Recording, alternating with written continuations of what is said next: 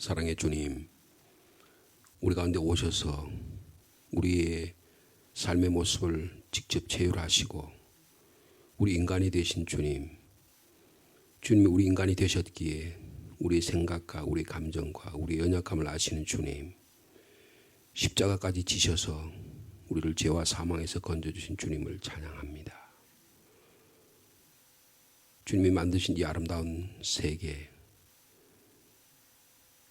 하나님의 형상을 닮은 인간의 모습, 그러나 인간이 죄를 범하고 주님으로 멀어진 우리의 삶의 모습을 주님께서 오셔서 주님이 죽기까지 사랑하시지 않고는 우리의 죄가, 우리의 사망의 권세가 물러갈 수 없기에 주님 이 놀라운 구원의 역사를 이루어 주셨습니다.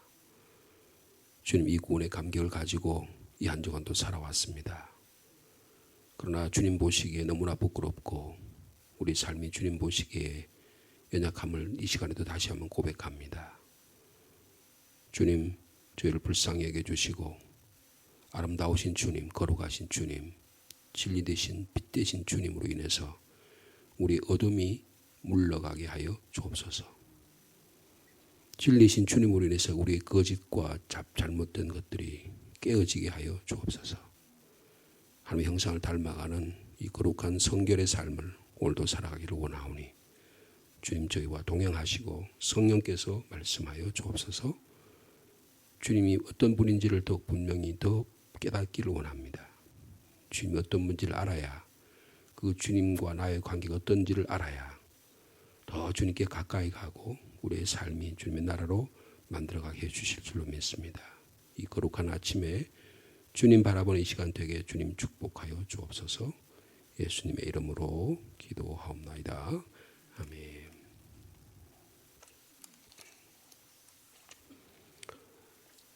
마태복음 22장 41절부터 46절까지 말씀이 되겠습니다. 22장 마지막 부분입니다.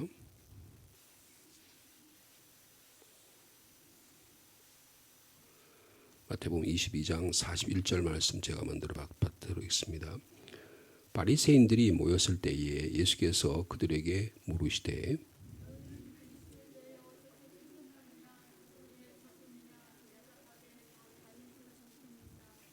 이르시되 그러면 다윗이 성령에 감동되어 어찌 그리스도를 주라 칭하여 말하되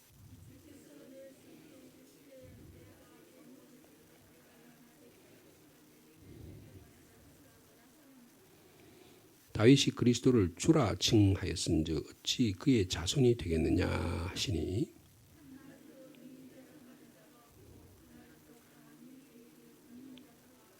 아멘.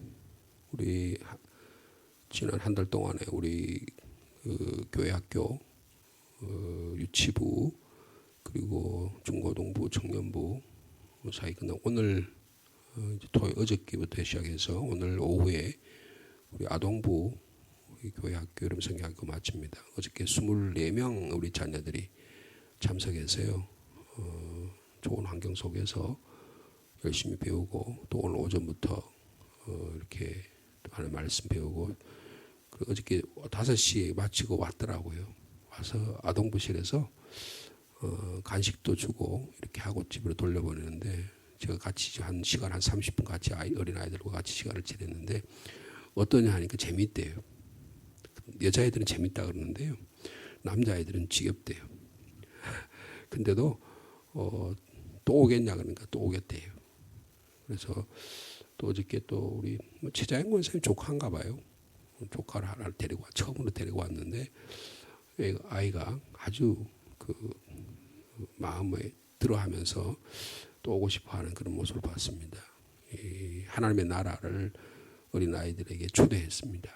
어린아이들의 마음속에 하나님 나라가 임할 수 있도록 이 아침에도 또 은혜 가운데 집회가 이루어질 수 있도록 여러분들 기도해 주시면 감사하겠습니다. 아울러서 제가 우리 사무실을 통해서 알아보니까 여러분들이 우리 교회 학교를 위해서 후원도 해주시고 기도도 해주시고 물질적으로도 또 헌금으로 이렇게 도와주셔서 감사를 드리고요. 그래서 아마 아이들이 큰 어려움 없이 또 간식도 맛있게 먹고 이렇게 한 것 같습니다. 진심으로 감사의 말씀을 드립니다. 지금 21장과 22장은 예수님께서 예루살렘 성에 들어가신 이후에 예루살렘에 있는 지도자들과 대결하는 장면이 주로 22장이 많이 나타나 있습니다. 제일 먼저 등장한 사람이 바리새인이었고요.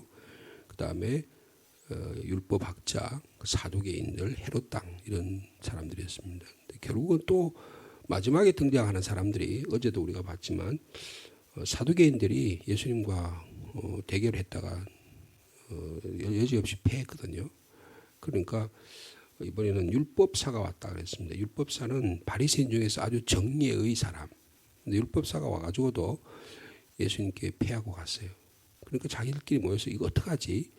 어떻게 하든지 예수를 좀 제거해야겠는데 그렇게 해야 예루살렘에서 자기들의 기득권 그리고 자기들의 주도권을 잃지 않겠는데 어떻게 하면 좋을까? 그래서 그들이 모여 41절에 보면 그랬죠. 바리새인들이 뭐 했을 때라 그랬어요? 모였을 때 그랬어요. 뭐 하려고 모였을까요? 예수님을 어떻게 하면 공격할 수 있을까? 넘어뜨릴 수 있을까? 그럼 사람이 모인다고 다 좋은 게 아니에요. 모여가지고 모의를 해서 어떻게 하면 사람을 무너뜨릴까? 이런 작당만 하고 이런 말 하는 자들이 있다는 겁니다. 그래서 예수님께서 그동안에 계속 수세적으로 방어만 하셨어요. 계속 자기 자신을 지키기만 하셨다고요. 여러분 운동 경기를 하는 거 보면 좀 수비하는 그런 팀이 있죠. 수비. 뭐 예를 들어 축구를 하면 계속 수비만 하는 팀이 있어요. 그러다가 어떤 결정적인 순간이 되면 어떡합니까? 공격을 해서 상대방이 골을 넣죠.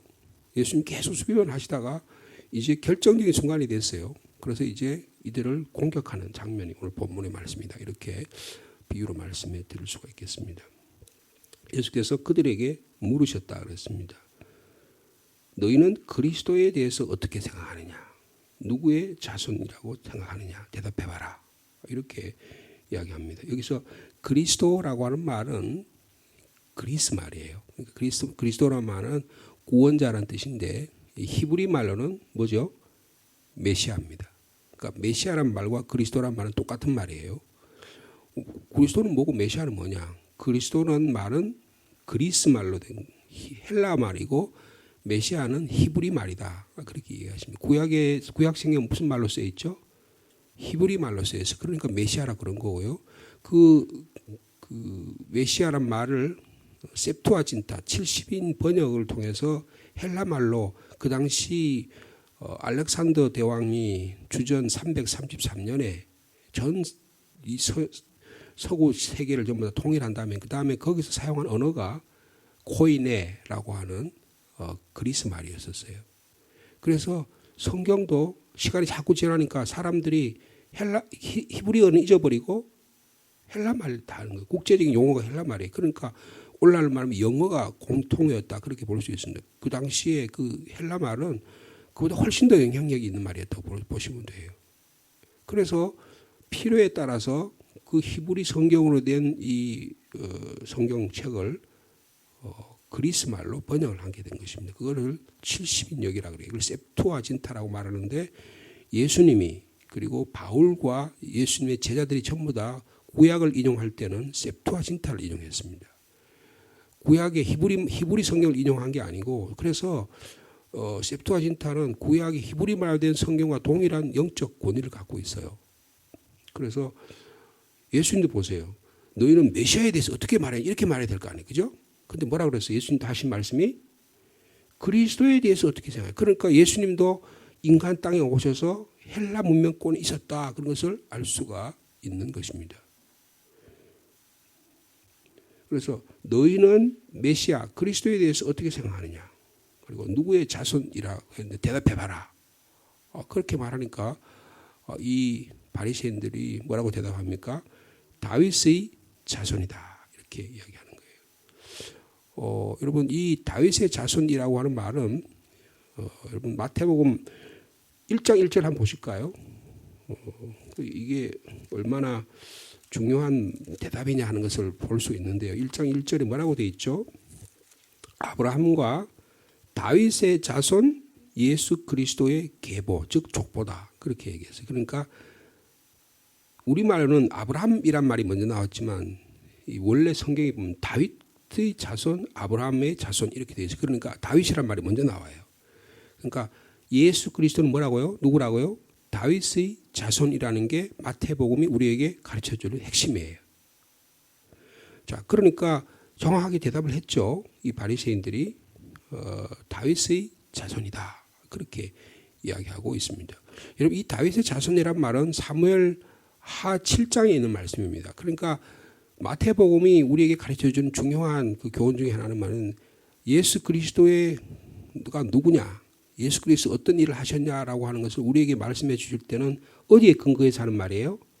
구약 성경의 약속의 말씀에 근거해서 그냥 엉뚱한데 어디서 갑자기 하늘에 떨어져 가지고 한 말이 아니고 이미 하나님께서 오래전부터 창세전부터 예수 그리스도를 약속하시고 구원을 약속하신 그 약속이 구약에 하신 말씀이 드디어 이루어졌다는 것을 말씀하고 있는 것입니다.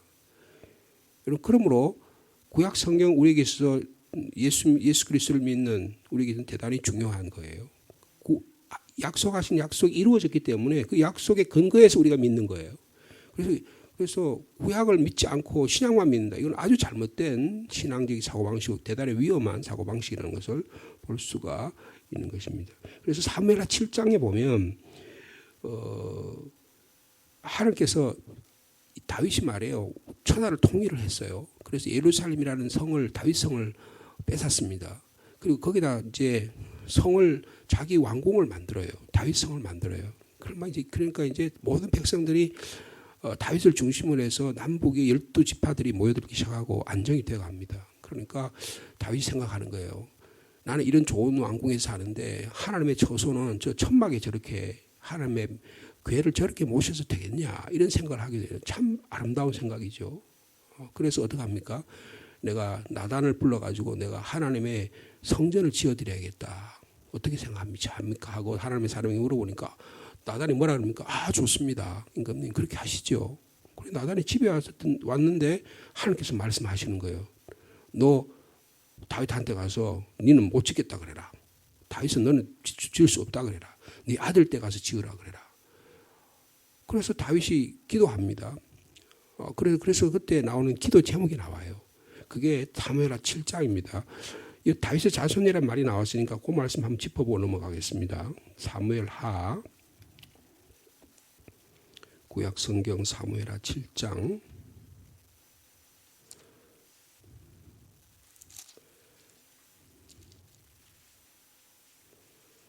8절 말씀부터 한번 보시겠습니다.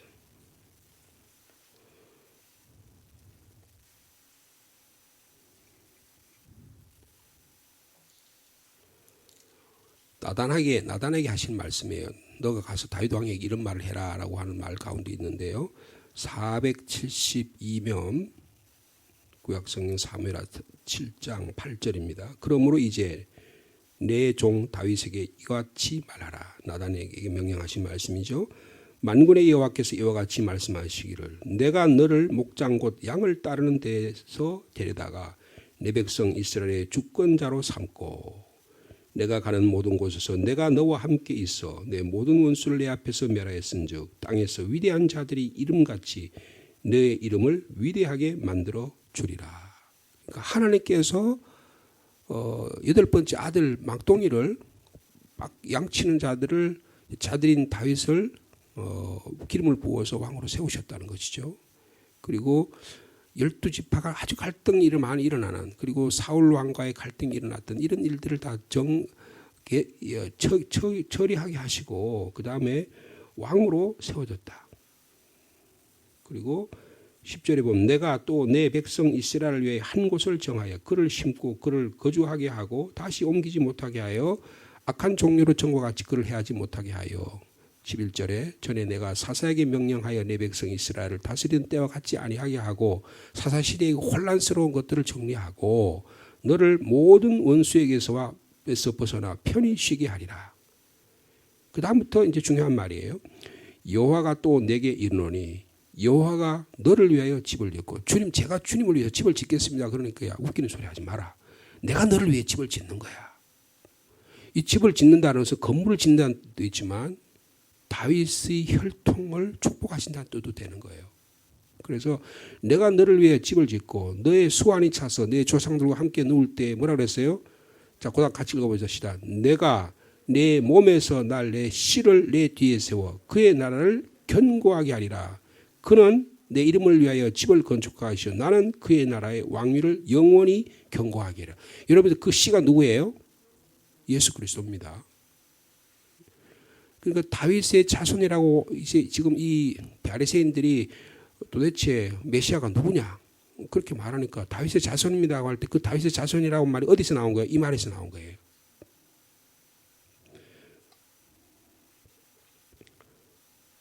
그 다음에 16절로 넘어가 보겠습니다. 16절 같이 읽어보요. 시작. 내 집과 내 나라가 내 앞에서 영원히 보존되고 내 왕위가 영원히 견고하리라 하셨다 하라. 하나님의 나라가 영원한 견고한 나라다.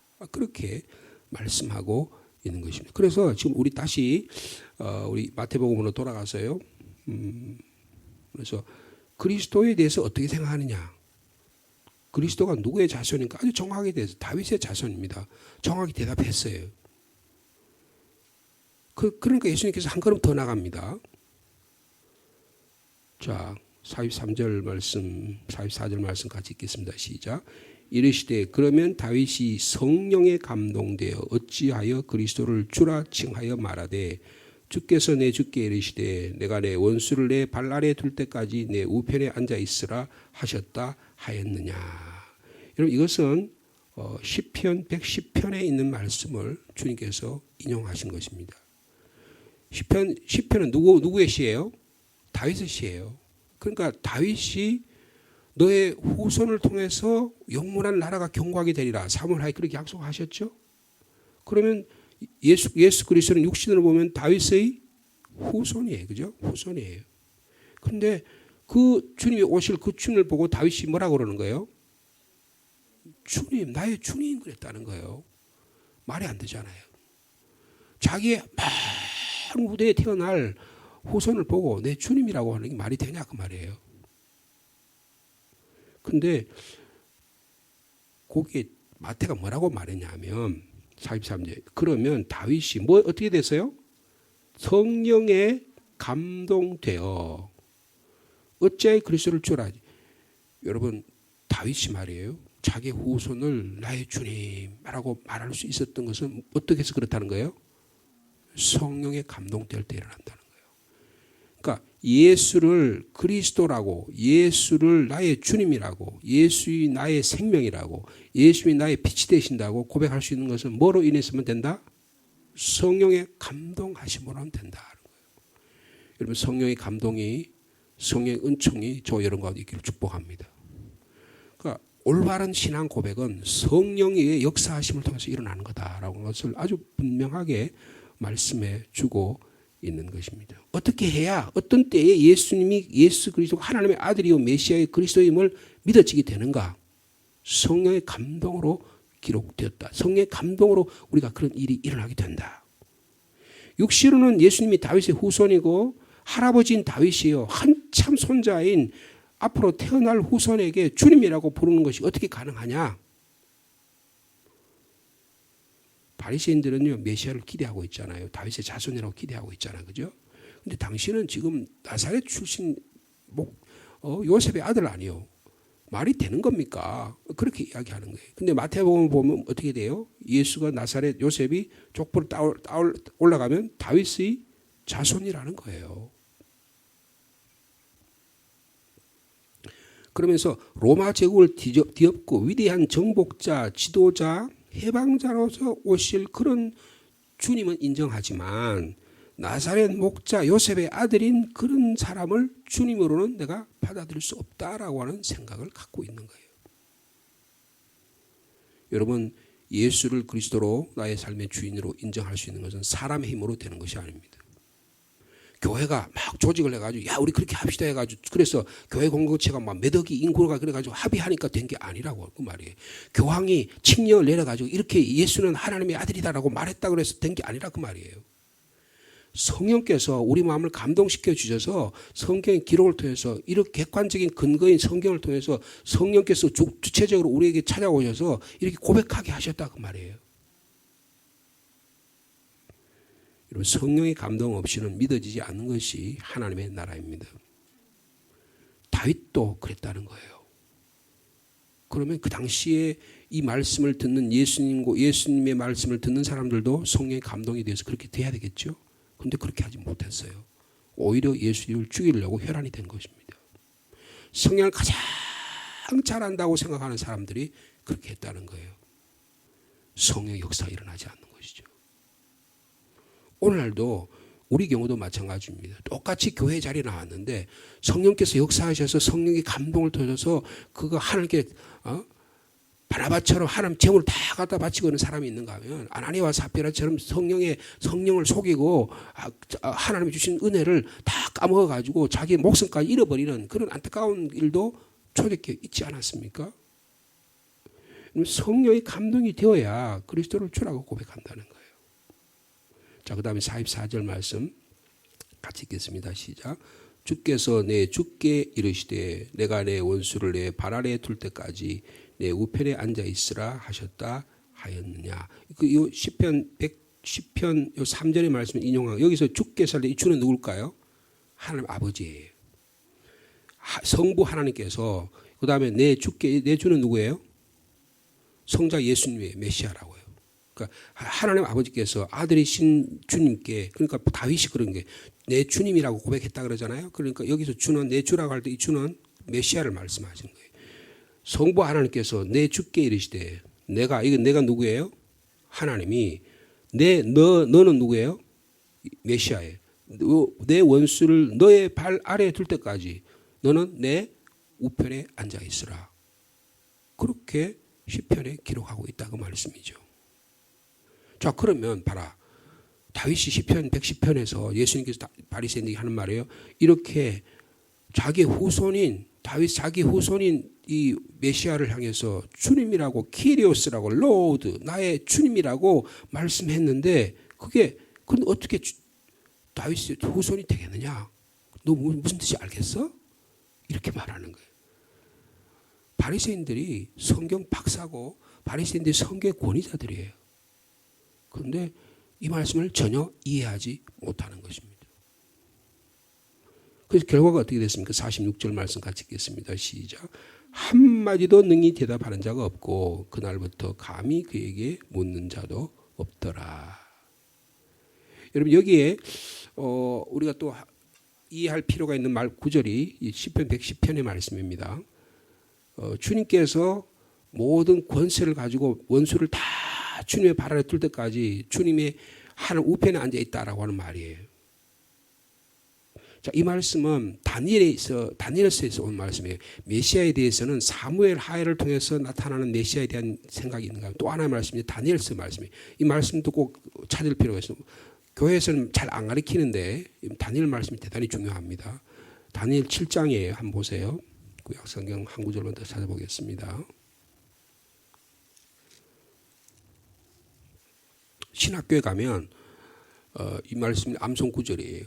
신학교 시험 볼 때 이 암송 구절이라고 말은 굉장히 중요하다 그런 뜻인데요.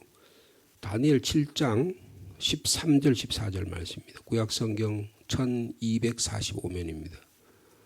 꼭 기억해야 될 말씀이에요. 다니엘 7장 13절 14절. 다니엘서가 약간 계시록적인 환상에 대한 이런 말씀이 많이 들어있거든요. 근데 그 환상이라는 게 뭐 전혀 얼도 당도 없던 말이라는 그런 뜻이 아니고 하나님의 계시의 말씀, 특별히 예수 그리스도의 인자, 하나님이 어떤 분인가에 대한 아주 중요한 말씀을 하신 말씀 중에 하나. 그것도 계시록과 연관이 많아요. 자, 그런데 그 중에 한 구절이 7장 13절 14절입니다. 13장 14절 같이 있습니다. 시작. 내가 또 밤 환상 중에 여기 나는 누구예요? 다니엘이에요. 환상 중에 보니 그 다음에 뭐라고 해요? 인자 같은 이가, 자, 인자는 메시아를 상징하는 겁니다. 인자 같은 이가 어떻게 해요? 하늘 구름을 타고 와서 항상 옛적부터 항상 계신 이 하나님 아버지죠. 나아가 그의 앞으로 인도되매. 그러니까 인자가 지금 이걸 좀 생각하면 여러분 예수께서 이 땅에 오셔서 하나님 일들 다 감당하셨어요. 부활하고 승천하셨습니다. 그 다음 어떻게 하나님 앞으로 인도되는 거죠. 그래서 하나님 우편에 앉아 계신 모습을 지금 여러분 상상하시면 돼요.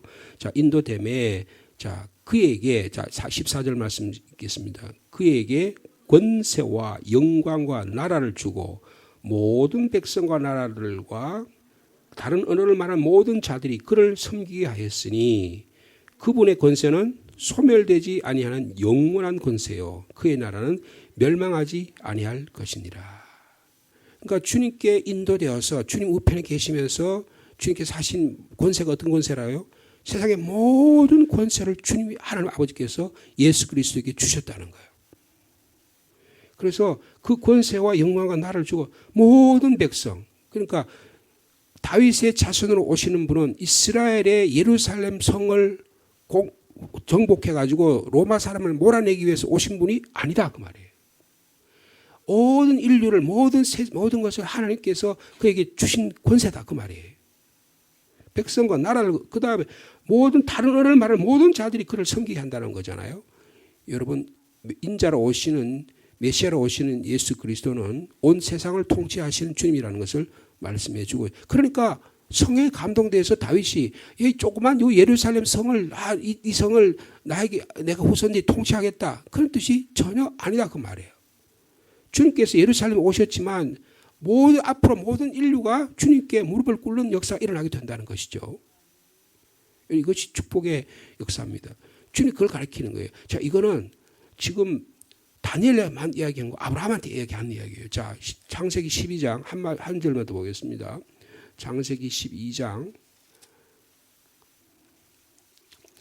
특별히 이스라엘 사람들은 유대인들은 아브라함이 자기 믿음의 조상이잖아요. 그러니까 아브라함부터 시작하는 거예요. 자, 보면 하나님께서 아브라함을 부르신 다음에 너는 너의 고향 친척 아비 집을 떠나 내가 내게 지시할 땅으로 가라고 말씀하신 다음에 자 12장 2절과 3절 말씀 같이 읽겠습니다. 13페이지면 같이 읽겠습니다. 시작. 내가 너로 큰 민족을 이루고 내게 복을 주어 내 이름을 장대하게 하리니 너는 복이 옛날 성경에는 복의 근원이 될지라 그랬죠. 복 자체다 그 말이에요. 자 3절입니다. 시작. 너를 축복하는 자에게는 내가 복을 내리고 너를 저주하는 자에게는 내가 저주하는 그 다음 문장이 중요합니다. 시작. 땅의 모든 족속이 너로 말미암아 복을 얻을 것입니다. 땅의 모든 족속 아까 다니엘서 7장의 모든 권세와 모든 다른 나라 하는 모든 권세를 인자에게 줬다 그랬죠. 여기 모든 권세를 복을 주신데 그 누구를 통해서 주신다는 거예요? 인자이신 메시아를 통해서 주신다는 이게 원복음입니다. 그러니까 다시 말하면 복음 중에 복음이에요. 단순히 아브라함 너에게 복 줄게 이런 뜻이 아니고 메시아를 약속하신 본문이에요. 지금 저희들이 오늘 아침에 창세기 12장, 사무엘하 7장, 다니엘 7장의 말씀을 저희들이 한번 찾아보았습니다. 메시아에 대한 약속이 구약에 이루어지고 있음을 말씀해 주고 있는 것입니다. 여러분 우리가 믿는 주님은 약속된 하나님 아들이시라는 거예요. 예수 그리스도는 다윗의 자손 그 이상이고 그분의 사역은 이스라엘의 정치적 해방만을 위해서 오신 것이 아닙니다. 그런데 이 사람들은 정치적 해방자로만 기대하는 거예요. 자기가 예수 그리스도를 가둬놓는 거예요. 여러분 우리의 신앙생활에 조심할 것이 이런 것입니다. 내가 생각해 내가 기대하는 하나님으로 만들어놔요. 그리고 거기에 하나님이 거기를 딱 꼭 틀에 딱 가둬놓고 그게 아니면 다 잘라버려요. 여러분 대단히 위험한 사고방식입니다. 내가 이해하지 못해도 초월하신 하나님은 내 가운데 찾아오셔서 나의 왕권이 되기를 원하신다 그 말이에요. 나는 우리 교회가 이런 교회가 되기를 원하는데 하나님이 그런 교회가 되기를 원하는 게 아니고 하나님이 더 어떤 것을 더 하기를 원하시면 따라가야 되는 것이 우리가 해야 될 일이다 그 말이에요. 내 가정과 내 삶 속에서 하나님께서 역사하시길 원하시는데 내가 만들어 놓은 거기에 딱 갇혀가지고 이렇게 하겠다. 하나님이 축복하고 하나님이 그를 통해서 엄청나고 아름다고 놀랄 일을 준비하고 계신데 못하는 거예요. 못하는 거라는 거예요. 여러분 하나님이 아브라함과 또 여러 다윗과를 통해서 축복해 주신 이 약속의 말씀이 오늘 우리에게도 임하게 될 줄로 믿습니다. 우리 교회를 통해서 예수는 그리스도시다. 예수는 우리의 생명이 되신다는 이 고백이 오늘도 울려 퍼져 가지고요. 모든 족속이 예수 그리스도에서 복을 받는 이 비밀의 이야기를 우리에게 주셨습니다. 이를 통해서 우리가 전도하고 선교하고 우리의 삶으로 주님께 올려드려서 와, 저분은 정말 하나님의 자녀구나. 저분들의 삶 속에 하나님의 나라가 이루어지고 있다고 하는 놀라운 은혜가 있는 하루의 삶이 되기를 축복합니다. 주님 감사합니다. 올바른 신앙 고백이 얼마나 중요한지 우리의 교회의 정체성, 우리의 가정의 정체성이 예수 그리스도의 신앙 고백 위에 있음을 이 시간에도 알게 해주시니 감사합니다. 예수는 그리스도시요 예수는 메시아이시만 예수는 다윗의 자손으로 오셨지만 모든 민족에게 권세를 주신 그래서 주님의 발 아래 모두 무릎을 꿇는 우리가 믿는 예수 그리스도가 그런 분임을 이 시간에도 깨닫게 해주시니 감사합니다.